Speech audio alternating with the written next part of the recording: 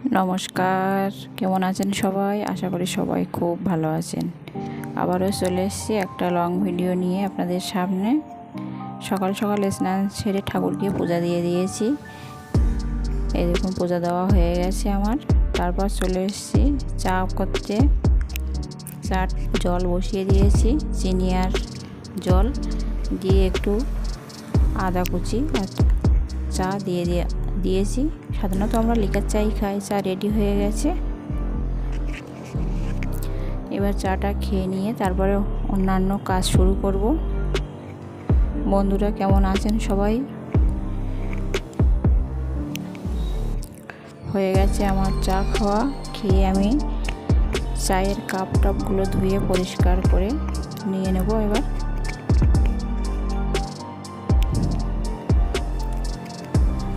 হয়ে গেছে প্রায় আমার চায়ের কাপ পরিষ্কার করা। এই গরমের সময় সকাল সকাল উঠলেও কাজ শেষ হয় না যেন। তারপরে কাপটাকে গুছিয়ে রেখে দিলাম, যেখানে থাকে সেখানে সাজিয়ে রেখে দিলাম। এবার চলে এসেছি রান্নার দিকে। আজ রান্না করব চাল কুমড়ো আর চিংড়ি মাছ। তার জন্য কাঁচা লঙ্কা আর আদা বেটে নিয়েছি, আর কয়েকটা চেরা কাঁচা লঙ্কাও নিয়েছি সাথে সাথে। আজকে চিংড়ি মাছটাকে ভালো করে ছাড়িয়ে নুন হলুদ মাখিয়ে নিয়েছি। চলুন এবার চাল কুমড়োটাকে কেটে নিই। চাল কুমড়োটাকে কেটে নিয়েছি, যেমন আলু ভাজে সেরকমভাবে কেটেছি। কেটে সামান্য নুন দিয়ে আমি চাল কুমড়োটাকে ভালো করে মিশিয়ে নিচ্ছি। কারণ চাল কুমড়ো একটু টক টক ভাব থাকে না, ওই জন্য আমি চাল কুমড়োটাকে ভালো করে একটু নুন মিশিয়ে এই দেখুন কতটা জল বার হয়েছে।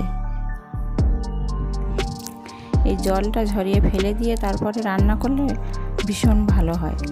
তারপর কড়াইটাকে আমি গ্যাসে বসিয়ে দিয়েছি, দিয়ে সরিষার তেল দিয়ে দিয়েছি, 1 চিমটি নুনও দিয়েছি। নিয়ে এবার চিংড়ি মাছটাকে নুন হলুদ মাখানো চিংড়ি মাছটা ভেজে নেব।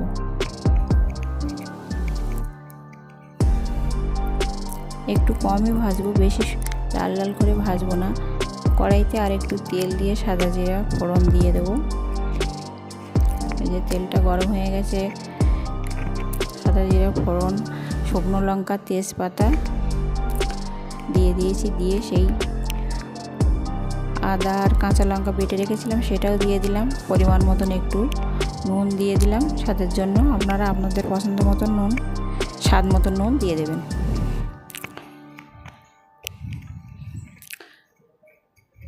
সিম্পল সাদামাটা রান্না করব।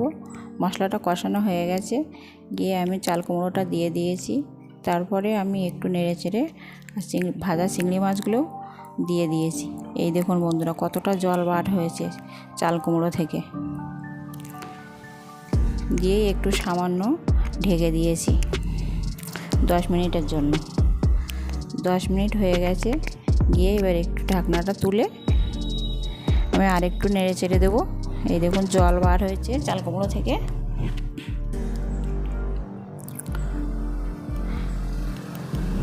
চাল কুমড়োটা রান্না করতে বেশি লেটও হয় না। আর যে চেরা কাঁচা লঙ্কা ছিল সেগুলোও দিয়ে দিয়েছি। এই দেখুন হয়ে গেছে আমার চাল কুমড়ো চিংড়ি মাছ। যাই হোক বন্ধুরা, আমার ভিডিওটা যদি আপনাদের ভালো লেগে থাকে তাহলে আমার চ্যানেলটিকে লাইক কমেন্ট শেয়ার করে আর আমার চ্যানেলটিকে সাবস্ক্রাইব করে আমার পাশে থাকবেন। আর যদি কোনো প্রশ্ন থাকে তাহলে করতে পারেন। আর সবাই ভালো থাকবেন, সুস্থ থাকবেন। দেখা হচ্ছে অন্য কোনো ভিডিওতে। ধন্যবাদ সবাইকে।